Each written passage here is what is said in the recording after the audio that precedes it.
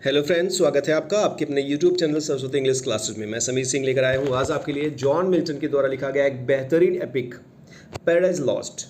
LT grade में book first का first stanza केवल मेंशन है जो हमें स्टडी करना है। यहाँ पर फर्स्ट स्टेंजा में 26 लाइन्स है और ये केवल 2 सेंटेंसेस में डिवाइड है। अगर आप चेक करोगे तो आपको 2 फुल स्टॉप मिलेगा इस पूरे के पूरे स्टेंजा में। तो ये केवल फर्स्ट स्टेंजा है जो 26 लाइन्स की है जिसमें 2 सेंटेंसेज है। तो एग्जाम के पॉइंट ऑफ व्यू से ये आपको पता होना चाहिए कि कितने सेंटेंसेज में ये फर्स्ट स्टेंजा यानी 126 लाइन्स जो है वो बटा हुआ है। पहले आपको ये लाइन्स आपको कंफर्म करने से पहले मैं आपको थोड़ा सा इंपॉर्टेंट पॉइंट्स दे दूं ताकि आपको कुछ और जानकारी इसकी मिल जाए। क्योंकि ये बुक जो है ना ये 12 बुक्स में है। 12 बुक्स में पूरी एपिक है। आपको 12 बुक्स में से फर्स्ट बुक पढ़ना है। फर्स्ट बुक में से केवल फर्स्ट स्टेंजा। तो आपको पता है कि आपको पढ़ना बहुत कम है पर जानकारी थोड़ी ज़्यादा लेनी होगी ताकि कुछ भी आपसे छूटे ना, कम से कम जॉन मिल्टन के इस एपिक से। एग्ज़ाम में एक क्वेश्चन था जिसके लिए मैं आपको ये बताना चाहूँगा। ये जो एपिक है वो 1658 में स्टार्ट हुआ, 1665 में कंप्लीट हुआ, पर ड्यू टू लिखा हुआ है कि क्यों आखिर इन्हें टाइम लगा पब्लिश करने में। तो ग्रेट प्लेग या ग्रेट फायर इन लंदन जो 1666 में ग्रेट फायर आग लगी थी लंदन में, और जो आग लगी थी आपको ये पता होगा, आपने पढ़ा अगर होगा तो, कि उसमें बहुत सारे बुक्स, यहाँ तक कि जो विलियम शेक्सपियर के फोलियोज थे वो भी जल गए थे। तो बहुत आग लगी थी वो। इसके कारण जो थे वो पेपर की शॉर्टेज भी आ गई थी, और पेपर की शॉर्टेज जो रीजन सेकंड था उसका वो था सेकंड एंग्लो वॉर। तो great plague, second Anglo war और ग्रेट फायर के कारण और शॉर्टेज ऑफ पेपर के कारण ये 1665 या 1666 में पब्लिश नहीं कर पाए। इसलिए ये बुक जो था अपना पब्लिश किए 1667 में 10 बुक्स के साथ। चूँकि ये वर्जिल, होमर, ओविड, स्पेंसर ऐसे महान जो एपिक, क्लासिकल जो एपिक लिखने वाले पोएट थे उनके फॉलोअर्स थे, इसलिए इन्होंने सेकेंड एडिशन इसका लाया 1674 में और इसे 12 बुक्स में डिवाइड कर दिया। यानी कि जो मैटर है 10 बुक्स का वही केवल मैटर्स है 12 बुक्स में भी। बुक नंबर 7 और बुक नंबर 10 को इन्होंने क्या किया, स्प्लिट कर दिया 2-2 बुक में। इस तरीके से जो है वो 10 का 12 बुक्स हो गया। और 12 बुक्स में केवल इन्होंने एक यस से आर्ग्यूमेंट इन्होंने डाला था, बाकी कोई भी चेंजिंग नहीं हुई थी सेकेंड एडिशन में। और ये 10,000 प्लस लाइन्स है। तो याद रखिएगा फर्स्ट जो इसका एडिशन है वो 1667 की है और जो सेकेंड एडिशन है वो 1674 की है। एक और मेन बात जो बताना है आपको वो ये कि इस एपिक को कंप्लीट करने में पोएट को 17 ईयर्स लगा। 16 to 17 ईयर्स है। पर एग्जाम में पूछा गया था यूजीसी नेट के कि कितने साल लगे जॉन मिल्टन को ये एपिक पूरा करने में। तो 17 ईयर्स याद रखिएगा, 1658 to 1674। अगर आप देखेंगे, चेक करेंगे तो आपको 16 साल मिलेगा, पर वो 17 साल माना जाता है। आगे देखिए लिखा है इसमें कि जो सब्जेक्ट मैटर है, सब्जेक्ट मैटर का मतलब है कि ये किस विषय पर लिखे हैं। तो ये सब्जेक्ट जो था ये एक्चुअली उस समय इंग्लैंड में जो केओस था, जो प्रॉब्लम्स थी, जो वॉर चल रहे थे या जो और भी राजाओं के द्वारा चलाया जा रहा था उसमें काम धाम, उसके बारे में लिखना चाहते थे। पर अचानक से इनका जो है माइंड वो डाइवर्ट हुआ बाइबल की तरफ और इन्होंने सोचा कि क्यों ना हम बाइबल के बारे में लिखें। तो ये जो सोर्स है, सब्जेक्ट मैटर है, वो ओल्ड टेस्टामेंट का है। चूँकि आपको पता होगा, नहीं भी पता होगा तो बाइबल जो है ये 2 भागों में बटा हुआ है। इसके 66 बुक्स हैं।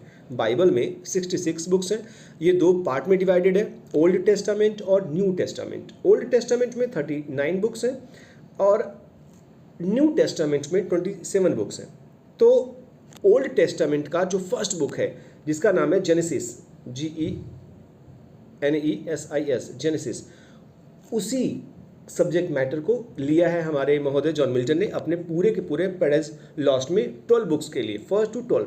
तो जेनेसिस ही जो है ये इनका रिसोर्स भी है जहाँ से इन्होंने लिया है और सब्जेक्ट मैटर भी है जिस पर इन्होंने लिखा हुआ है। जेनेसिस में केवल क्रिएशन के बारे में बात की गई है, यानी कि यूनिवर्स का क्रिएशन, अर्थ का क्रिएशन जो है वो जेनेसिस में लिखा हुआ है। तो बाइबल का जो क्रिएशन है ना वो सोर्स है इसका, कि बाइबल का क्रिएशन, बाइबल में क्रिएशन कैसे होता है यूनिवर्स का, तो वो फर्स्ट बुक में लिखा है केवल क्रिएशन। उसके बाद तो 66 बुक्स में बहुत सारा डेप्थ में है वो बाइबल।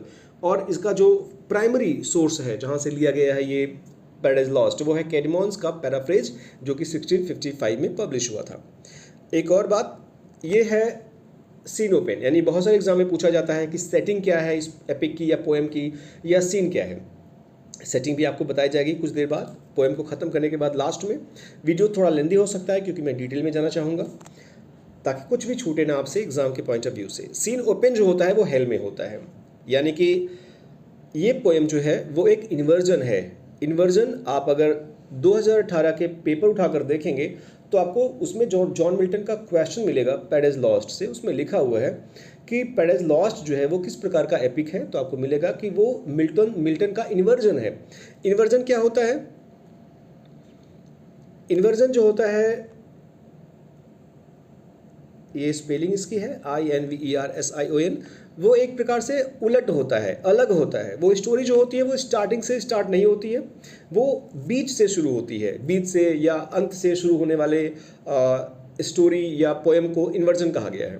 तो मिल्टन की जो ये एपिक है ना वो इन्वर्जन है, क्योंकि ये मिडल से स्टार्ट होती है, और मिडल से स्टार्ट होने वाले एपिक को या पोएम को या वर्क को इन मीडियाज रेस कहा गया है। इन मीडियाज रेस के बारे में डिटेल में आपको बताऊंगा लास्ट में, इस पोएम को लाइन बाय लाइन एक्सप्लेन करने के बाद। तो इन्वर्जन है।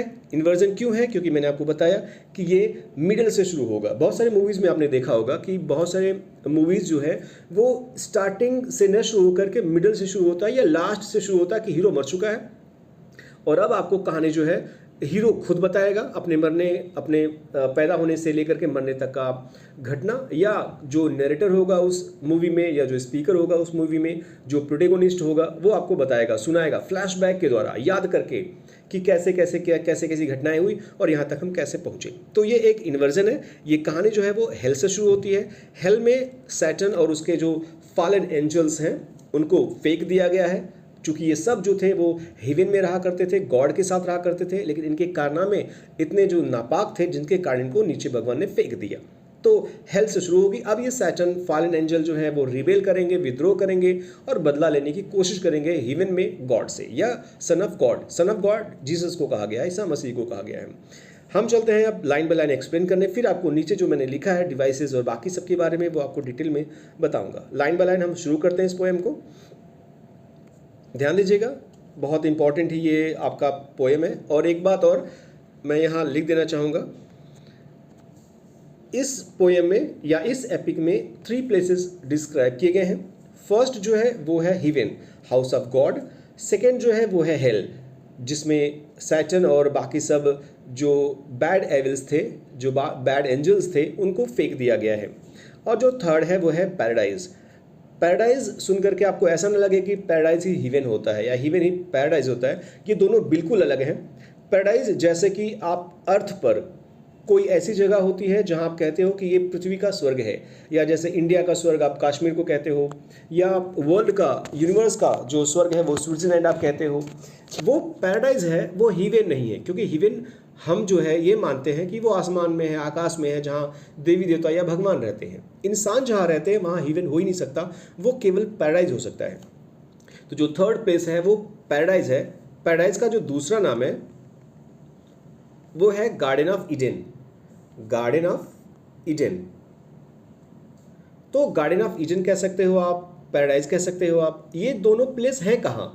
ये जो है ये है अर्थ पर, यानी कि जो थर्ड प्लेस है ना वो है अर्थ। तो अर्थ है, हेवन है, हेल है। अर्थ पर ही एडम और ईव जो 2 ह्यूमन बींग्स हैं जिन्हें ऊपर वाले ने बनाया है, किसके लिए बनाया है वो आपको बताया जाएगा। Adam, ewe. एडम जो है वो मेल है, ईव जो है वो फीमेल है। एडम, ईव, आदम, हव्वा, या मनु स्मृति या मनु शत्रुपा, ऐसे नाम दिया गया है अलग अलग धर्मों में अलग अलग लोगों के द्वारा। तो यहाँ जो है जॉन मिल्टन एडम और ईव जो है इन दोनों के बारे में बताता है कि ये पहले ह्यूमन बींग है जो गॉड के द्वारा क्रिएट किए गए। एडम जो था वो धूल से, हेवन के या ऐसे ही कुछ डस्ट से बनाया गया था, और ईव जो थी वो एडम के लेफ्ट रिब से बनाई गई थी। क्योंकि एडम जो था वो बोर हो रहा था अकेले, इसलिए उसे चाहिए था कोई साथी। गॉड से उसने रिक्वेस्ट किया तो गॉड ने ईव को बनाया।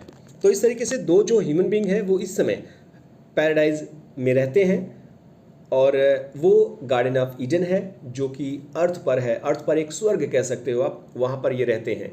और चूंकि लेसन आप अगर देखोगे तो ये लिखा हुआ है पैराडाइज लॉस्ट, तो इनका लॉस्ट हो जाता है वो पैराडाइज, यानी कि ये वहाँ से भगा दिए जाते हैं। जैसे कि सैटर्न को या शैतान को या ल्यूसीफर को या बेल्जेबब को भगा दिया जाता है, उनके एंजल के साथ नीचे फेंक दिया जाता है हेल में, वैसे ही इनको भी जो है उस पैराडाइज से निकाल के अर्थ की दुनिया में भेज दी जाती है, अर्थ के दूसरे पार्ट में भेज दी जाती है, जहाँ पर क्या क्या परेशानी आने वाली है वो यहाँ शुरू होगी। तो हम शुरू करते हैं इस पोएम को लाइन बाय लाइन, ध्यान दीजिएगा। Of man's first disobedience and the fruit of that forbidden tree. ये पोएम आप तब सही से पढ़ पाएंगे जब आप फर्स्ट लाइन को सेकेंड को थर्ड, ऐसे फोर्थ फिफ्थ, जहाँ पे कॉमा फुल स्टॉप नहीं लगा है ना लास्ट में, वहाँ आप इसको जोड़ दीजिए। ऐसे इसे ऐड करिए, फिर इसे यहाँ, फिर इसे यहाँ। ये इसे इंजैममेंट कहते हैं। जहाँ कॉमा फुल स्टॉप नहीं है ना, वो नॉर्मली इंजैममेंट होता है, स्पेशली नहीं हो सकता, पर इंजैममेंट नामक फिगर ऑफ स्पीच होता है जो सेंटेंसेस को जोड़ता है। तो जोड़ कर पढ़िएगा तो आपको आसान लगेगा। मैन, यहाँ MAN के बाद एपोस्ट्रॉफी होना चाहिए। मैन्स फर्स्ट डिसोबीडियंस, इंसान ने पहली गलती की, उसने गॉड के द्वारा जो आज्ञा दिया गया था वो नहीं माना। आज्ञा का उल्लंघन करने को कहते हैं disobedience. And the fruit of that forbidden tree, और जो फ्रूट था उस फॉरबिडन ट्री पर, फॉरबिडन ट्री का मतलब है ऐसा ट्री जो मना किया गया है कि इस ट्री पर जो फ्रूट्स हैं एप्पल्स के, उसे कोई तोड़े ना, कोई खाए ना, यहाँ तक कि ना ही एडम, ना ही ईव, ना ही कोई और भी अर्थ पर रहने वाला कोई क्रिएचर या जो सैटन टाइप के लोग हैं वो आए खाएं, तो कोई भी आना नहीं चाहिए। फॉरबिडन ट्री का जो दूसरा नाम है, ट्री का जो दूसरा नाम है वो है ट्री ऑफ नॉलेज, जो गार्डन ऑफ ईडन में है, यानी पैराडाइज में है। तो इनको कहा गया था कि तुम रक्षा करना इस फ्रूट की। अब ये लोग जो है डिसोबीडियंस कर दिए। डिसोबीडियंस कैसे हुआ? जैसे कि आपको पता है कि एडम और ईव दो ह्यूमन बीइंग है वहाँ पर। ईव को सैटर्न ने, SATAN, सैटर्न ने आकर के कुछ ऐसा बहकाया कि ईव ने जा कर के उस फ्रूट को, उस एप्पल को खा लिया। अब फ्रूट को खा लिया। अब एडम ने जब देखा कि ईव जो है वो उसे खा रही है, उसे पता चल गया कि इस फ्रूट का, देखिएगा फ्रूट जो है ना, ये पन नामक फिगर ऑफ स्पीच है, ये पोइटिकल डिवाइस है। पहला फ्रूट का जो मतलब है वो है आपका एप्पल, यानी कि वो फ्रूट जो इंसान खाता है। और जो दूसरा फ्रूट है वो है रिजल्ट, परिणाम, यानी कॉन्सिक्वेंसेज, नतीजा, यानी कि जो तुमने फ्रूट खाया उसका अब नतीजा तुम्हें भुगतना पड़ेगा। अब ये नतीजा क्या हो सकता है? जैसे हेवन से हेल में फेंक दिया गया सैटर्न को गॉड के द्वारा, वैसे ही कहीं इसे भी कहीं और ना फेंक दी जाए, किसी और बुरे जगह। इसलिए एडम ने जो है प्रेम में खा लिया उस फ्रूट को खुद भी, ताकि जो भी हो दोनों के साथ हो। हीरो हीरोइन की तरह इन लोगों ने भी जो है, एडम ने भी जो है वो ईव की गलतियों को जो है इसने कवर करने की सोचा, या सोचा कि जो भी हुआ अब दोनों के साथ होगा, भुगतेंगे, दोनों साथ भुगतेंगे। तो जो फ्रूट था उस फॉरबिडन ट्री का, जो जिसका टेस्ट जो था वो मॉर्टल था, क्योंकि जो टेस्ट होता है वो टेम्परेरी होता है। आप कोई भी कुछ भी खाओगे तो वो कुछ समय के लिए उसका टेस्ट होगा, तो वो थोड़े समय के लिए जो टेस्ट था ना उसका, उसने दुनिया में क्या लाया? डेथ।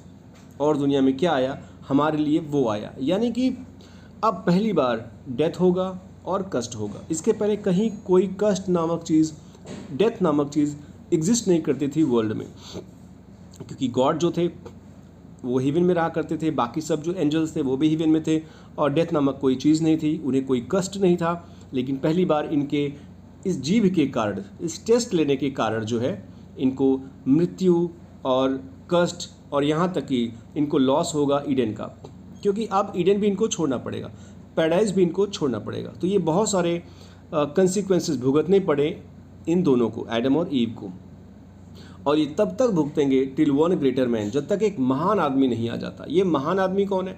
ये महान आदमी है ईसा मसीह, जीसस। जीसस जब तक नहीं आ जाते रिस्टोर करने हमें अस मतलब ह्यूमन बीइंग। देखिएगा, ध्यान दीजिएगा, पूछ सकता है वो ग्रेटर मैन कौन है या अस कौन है, तो ये आपको पता हो कि ये अस जो है ये ह्यूमैनिटी है या ह्यूमन बीइंग है। जब तक वो रिस्टोर नहीं करेगा हमें, या रीगेन नहीं करेगा ब्लिसफुल सीट पर हमें, यानी कि फिर से हमारा वो जो ब्लिसफुल सीट था, ब्लिसफुल का मतलब हैप्पी होता है, सीट मतलब होता है सीट, प्लेस जिसे कहते हो आप।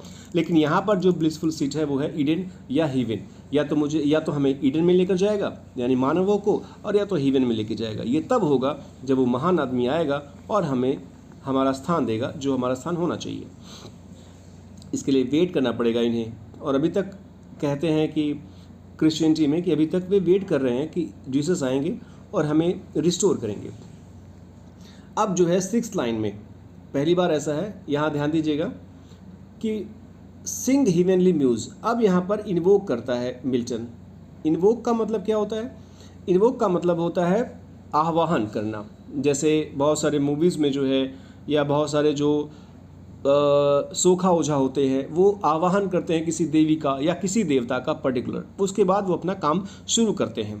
तो ऐसे ही पोएट जो है ये इन्वोक करेगा किसी देवी को, देवता को, और फिर अपना पोएम लिखना शुरू करेगा।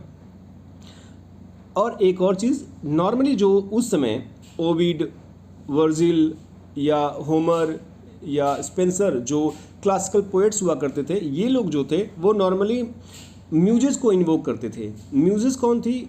म्यूजेस जो थी वो 9 म्यूजेस थी। ग्रीक मिथोलॉजी में कहा गया है कि 9 म्यूजेस हैं और ये ज्यूज़ की लड़कियां हैं। ZEUS माना जाता है कि they are the daughters of Zeus. ये इनमें से 9 म्यूजेस में कुछ जो हैं वो कविता की देवी हैं, कुछ ऐसे ही एस्ट्रोनॉमी की देवी हैं, ऐसे ही बहुत सारे रचनाओं की, आर्ट्स की जो है वो देवी मानी जाती हैं ये 9 म्यूजेस जो ग्रीक की रहने वाली हैं। और ये इनका जो निवास स्थान है वो है हेलिकॉन, हेलिकॉन नामक माउंट, जिसे कहा गया माउंट हेलिकॉन। ये यहाँ पर रहती हैं, लेकिन इनका जो घर है वो ओनियन है। अभी नीचे आएगा आपको पता चलेगा, ओनियन जो हिल है वहाँ ये रहती है, ओनियन माउंट पर ये उनका घर है। यहाँ ये रहती हैं, यहाँ से ये एड्रेस करती हैं, उपदेश देती हैं, संबोधित करती हैं, इंस्पायर करती हैं लोगों को अपने कारनामों को बताने के लिए कि देवी देवताओं ने ये किया और तुम जो है इसको इस तरीके से दुनिया तक पहुँचाओ। आपको आगे बताई जाएगी, आगे आपको दिखेगा। फिलहाल हम चलते हैं नेक्स्ट में।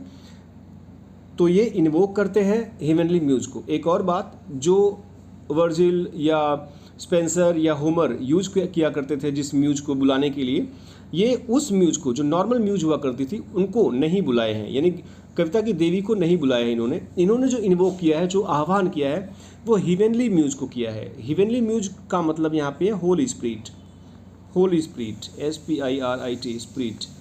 याद रखिएगा, यहाँ म्यूज का मतलब है होली स्पिरिट, यानी कि ये नॉर्मल जो था, जो क्लासिकल इंस्पिरेशन थी, म्यूजेस थी, उनको न बुला करके, न आवाहन करके ये होली स्पिरिट को करते हैं, क्योंकि ये मानते हैं ये हीवन में रहती है और ये ज़्यादा जानकार है बाकी म्यूजिक से, क्योंकि जो लिखना है इन्हें वो कोई नॉर्मल नहीं लिखने जा रहे हैं, ये बहुत ही ग्रैंडुअर, भव्य लिखने जा रहे हैं, एपिक। इसलिए इनको किसी बड़े देवी देवता को आवाहन करना होगा। That on the secret top of Oreb or of Sinai, जो हो सकता है कि किसी सेक्रेट टॉप पर, सेक्रेट का मतलब है कि जो भी देवी देवता हुआ करते थे वो किसी सेक्रेट जगह रहा करते थे, और उस टॉप पर जैसे कि ओरेब और सिनाई, ये दो जो है वो माउंटेन्स हैं, ओरेब और सिनाई, वहाँ ये रहते हैं। डिडस्ट इंस्पायर, ये बता रहे हैं कि जैसे बाकी सब म्यूजिक जो हैं अलग अलग जगह रहते हैं, हेलिकॉन पर रहते हैं, वैसे ही हमारी देवी भी हो सकती है कि वो हिवन में रहती है और वो ओरेब या सिनाई पर आ सकती है सेक्रेट के रूप में। जैसे हमारे यहाँ होता है कि दुर्गा जी जो है वैष्णो देवी में पाई जाएंगी, कहीं और पाई जाएंगी, जहाँ जहाँ मंदिर है उनका, भले वो स्वर्ग में रहती हूँ, तो ऐसे ओरेब और सिनाई नामक माउंट पर वो आएंगी, रहेंगी। और वो जैसे इंस्पायर की थी किसको? दैट सेफर्ड, उस सेफर्ड को। यहाँ पे सेफर्ड को मैं आपको बता दूं कि सेफर्ड का मतलब है मॉजेज, MOSES। मॉजेज और म्यूज में अंतर रखिएगा। म्यूज जो है वो कविता की देवी है, ज्ञान की देवी है, और मॉजेज जो है ना ये सेफर्ड है। और ये मॉजेज जो है ये नॉर्मली बाइबल में लिखा हुआ है कि जो मॉजेज होते हैं ये एक प्रकार से वैसे ही होते हैं जैसे कि तुलसीदास और वाल्मीकि। जैसे हमारे अगर ग्रंथों की बात की जाए, महाकाव्यों की बात की जाए, तो तुलसी और वाल्मीकि को दिव्य प्रेरणा मिली भगवान की लीलाओं को शब्दों में ढालने की। वैसे ही शेफर्ड को या मॉजेज को ये इंस्पायरेशन मिली कि तुम जो है वो जेनेसिस लिखो। जेनेसिस यानी कि क्रिएशन ऑफ द वर्ल्ड, तुम वर्ल्ड को क्रिएट करो, बताओ कि कैसे रचनाएं की गई, भगवान ने, देवी देवताओं ने कैसे रचना की है इस वर्ल्ड की, संसार की। तो ये एक प्रकार से शेफर्ड जो है ये इंस्पायर्ड हुआ था म्यूज से, जिसको इंस्पिरेशन मिली थी कि वो जो है लोगों को समझाएगा, बताएगा कि क्या क्या हुआ। जिसने फर्स्ट टॉट, जिसने सबसे पहले किसे पढ़ाया, सिखाया, किसे ज्ञान दिया? चूजन सीड को। चूजन सीड का यहाँ मतलब है descendants of Abraham, descendants of Abraham, ABRAHAM, Abraham के वंशज को। सीड का मतलब वंशज, और वो चूजन थे क्योंकि मानते थे कि ये जो है वो सबसे ज़्यादा पाक लोग हैं, सबसे ज़्यादा पवित्र हैं, सबसे ज़्यादा इनलाइटेड व्यक्ति हैं ये और इनोसेंट हैं ये। तो अब्राहम के वंशजों को सबसे पहले उस शेफर्ड ने सिखाया। अब अब्राहम कौन था? अब्राहम जो थे वो इजराइलीज थे, इज़राइल के रहने वाले थे और अब्राहम के वंशज थे ईसा मसीह, यानी कि जो जीसस हैं हमारे ना, जीसस JESUS, ये माने जाते हैं अब्राहम के वंशज। सबसे पहले अब्राहम हुए, फिर इज़ाक हुए, फिर जैकब, फिर जूडा, फिर डेविड और फिर जीसस। तो इनका एक वंश चल रहा है। तो सबसे पहले अब्राहम के वंशजों को सिखाना शुरू किया उस मौजिज़ ने, उस शेफर्ड ने।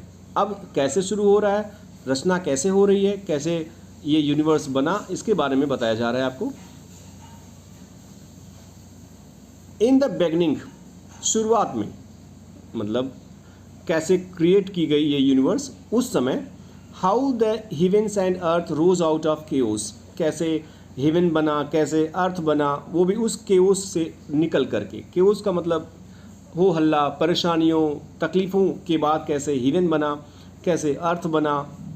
या इफ़ सियोन्स हिल, सियोन का मतलब यहाँ पे जियोन है, ZION, जियोन हिल। जियोन हिल भी जेरूसलम में है।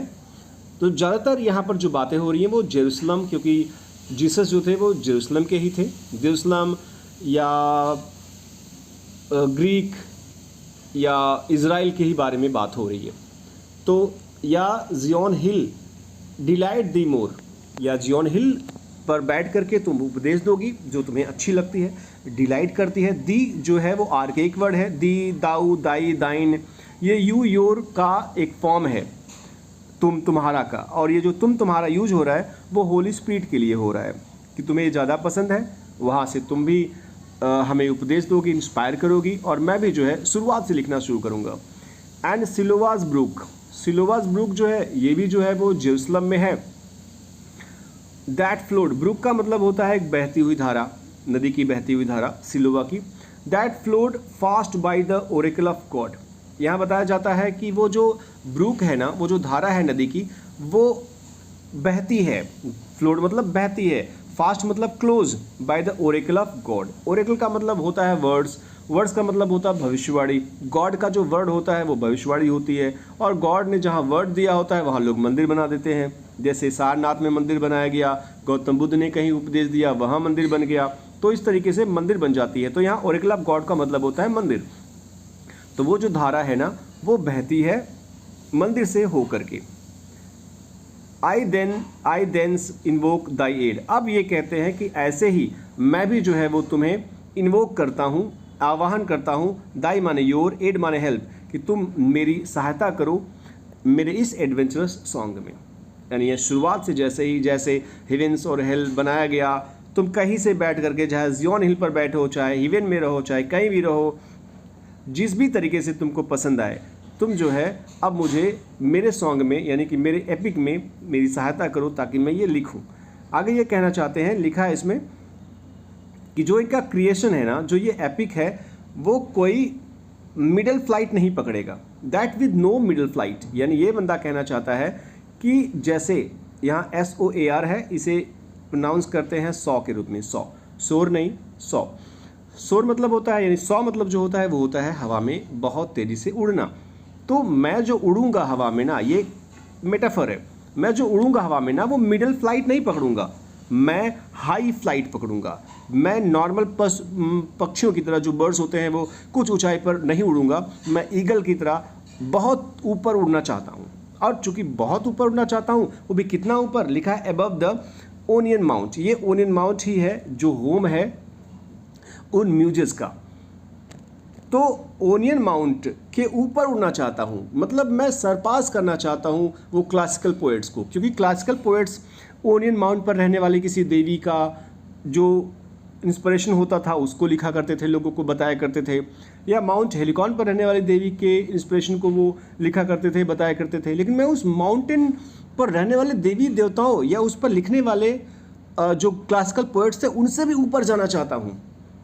वाइल इट परस्यूज, यहाँ इट का मतलब है पोयम या एपिक, परस्यूज मतलब होता है फॉलोज थिंग्स अनअटेम्प्टेड। और ये जो मैं फॉलो करने वाला हूँ, जो पोयम लिखने वाला हूँ, ये कभी अटेम्प्ट नहीं किया गया है अभी तक, चाहे वो प्रोज हो चाहे वो राइम यानी पोइट्री हो, यानी कि जो मैं लिखना चाहता हूँ उसे कभी आज तक किसने नहीं लिखा है।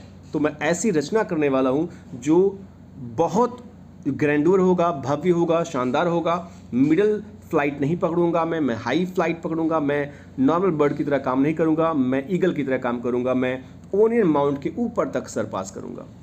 And chiefly thou O spirit, यहाँ पर जो है पोएट वो संबोधित करता है, वो इन्वोक करता है, एड्रेस करता है होली स्पिरिट को, चीफली दाऊ कह के, ओ कह के या स्पिरिट कह के।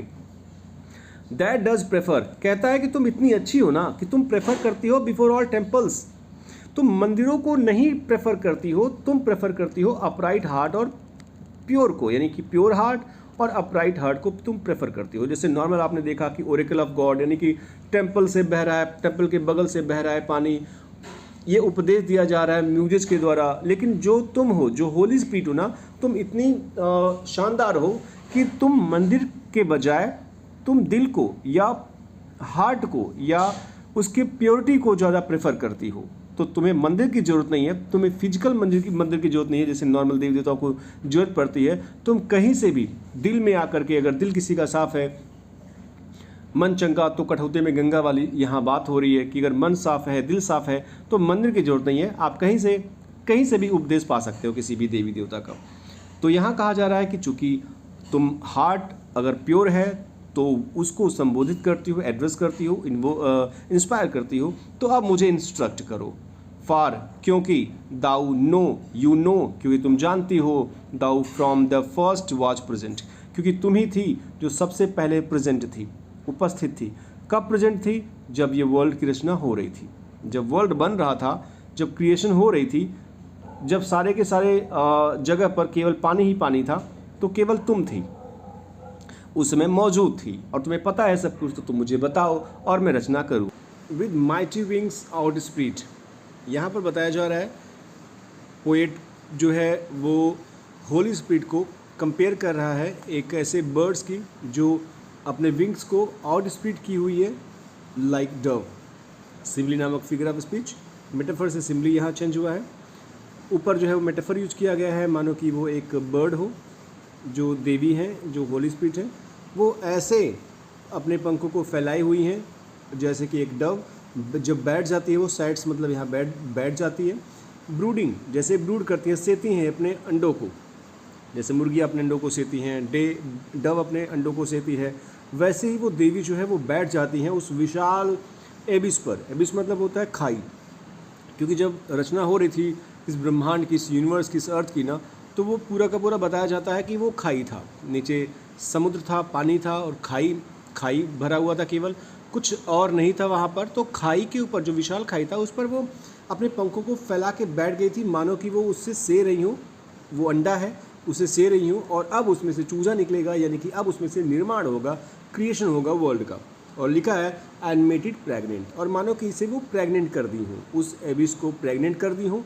प्रेग्नेंट का यहाँ मतलब जो है वो है फिल विद पोटेंशियल, कि उसमें ऐसा पोटेंशियल भर दिया गया है जैसे कि चूजा जो होता है उस अंडे से निकलता है, क्योंकि उसमें पोटेंशियल होता है चूजा बनने की, क्योंकि हर अंडे में चूजा बनने की पोटेंशियल नहीं होती है। तो उसमें ऐसा पोटेंशियल भर दिया गया है, प्रेग्नेंट कर दिया गया, यानी भर दिया गया है उसे, कि अब उसमें से नया क्रिएशन होगा, एक क्रिएशन होगा इस ब्रह्मांड की, जिसमें से निकलेगा बहुत सारी रचनाएं, बहुत सारे जीव जंतु या और भी चीज़ें। अब आगे कहता है यहाँ पोएट कि what in me is dark, मेरे में जो कुछ है वो डार्क है, यानी कि मैं कुछ नहीं जानता, मैं इग्नोर्ड हूँ, मुझे कुछ भी नहीं पता, मुझे इल्यूमिन करो, यानी कि मुझे जो है इनलाइटमेंट करो, मुझे इंस्पायर करो, मुझे बताओ, मुझे ज्ञान दो और मैं अब आगे लिखना शुरू करूँ। What is low, raise and support, जो भी मेरे में लो है, क्योंकि बहुत ज़्यादा जानकारी मुझे नहीं है, ऐसा कवि जो है अपने आप को छोटा बनाकर इन्वोक करता है होली स्पिरिट को कि मैं लो हूँ, मुझे बहुत ज़्यादा नहीं आ रहा है, मैं हेजिटेट हो रहा हूँ, मैं क्या लिखूँ, इसलिए मुझे रेज करो, ये रेज उठाने वाला है, रेज इंस्पायर वाला, और सपोर्ट करो मुझे ताकि मैं अच्छा सा एपिक लिख सकूँ। दैट टू द हाइट, और मुझे उस हाइट तक सपोर्ट करो ताकि जो आर्गुमेंट करने वाला हूँ, ये महान आर्गुमेंट ही तो है कि पोएट जो है आर्गुमेंट करेगा कि आदमी गलत था, उसने गलत किया, इसलिए भगवान ने जो किया वो सही किया, गॉड ने जो किया वो सही किया।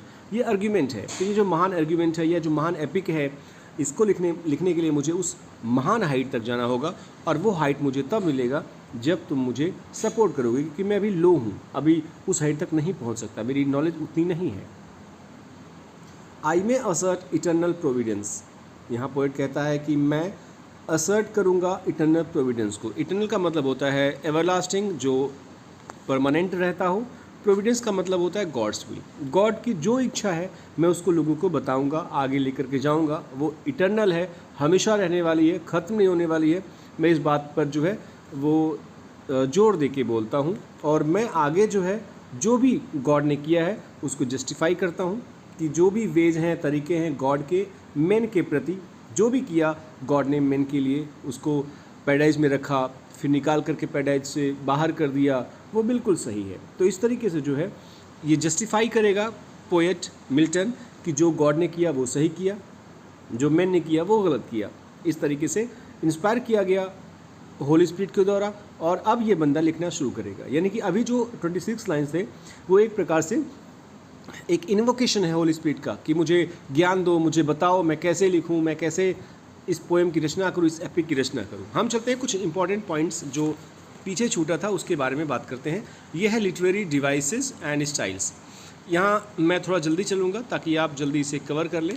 देखिएगा ये ब्लैंक वर्स है, पूरा पोएम जो है वो ब्लैंक वर्स में लिखा गया है। ब्लैंक वर्स जो होता है वो अनराइम्ड होता है, आयम्बिक पेंटामीटर, यानी मीटर तो होता है इसमें पर राइम नहीं होता। आपने पढ़ा होगा इसे ब्लैंक वर्स को। अगर कोई परेशानी होगी आप कमेंट बॉक्स में पूछ सकते हो। इसमें एल्यूजन का यूज़ किया गया है, यानी संकेत का यूज़ किया गया है, जिसमें बाइबल है, जेनेसिस है, ट्री ऑफ नॉलेज के बारे में बताया गया है। तो कभी पूछे कि अगर ये डिस्क्रिप्टिव एग्ज़ाम में पूछता है तो आपके पास कुछ पॉइंट्स होंगे लिखने के लिए, या इसमें भी पूछ सकता है इसमें कौन सी डिवाइसेस यूज हुई हैं। एपिक कन्वेंशन है, एपिक क्यों है? क्योंकि इसमें इन्वोकेशन है, टोन जो है वो लॉफ्टी है, और इसमें यूनिवर्सल थीम्स के बारे में बताया गया है, परेशानियों के बारे में बताया गया है, डेथ के बारे में बताया गया है, यूनिवर्स के क्रिएशन के बारे में बताया गया है। और आपको ये भी बताया मैंने कि उसकी जो म्यूज़ थी वो नॉर्मल म्यूज़ न हो करके होली स्पिरिट होती है। इसमें पन नामक फिगर ऑफ स्पीच है जो मैंने आपको बताया ही है। इसमें इन्वर्जन है जो कि मैंने आपको बताया, और ये भी बताया था कि ये जो है वो इन मीडियास रेस है। ये क्या होता है? ये एक लैटिन फ्रेज है। महाभारत, डिवाइन कॉमेडी और पैराडाइज लॉस्ट में इन मीडियास रेस होता है, क्योंकि स्टोरी जो है वो मिडल से शुरू होती है, और जो स्टोरी रिलेट करती है स्टार्ट से, वो फ्लैशबैक से, डायलॉग से या नरेशन से। जैसे मूवी में होता है कि बीच से शुरू होती है और फिर शुरुआत से कनेक्ट करने के लिए याद का सहारा लेना पड़ता है, या कोई बात करता है एक दूसरे से, बताता है उसे ये कहानी तब की है, कब की है। इस तरीके से ये मिडिल से शुरू होता है और स्टार्ट जो है वो बाद में बताई जाती है। और इसमें कैरेक्टर्स कौन कौन सा है एक बार ध्यान दीजिएगा। इसमें जो फर्स्ट स्टेंजा में कैरेक्टर इंट्रोड्यूस्ड है वो है मिल्टन खुद, जो कि एक नरेटर है जो नरेट करेगा इस पोएम को।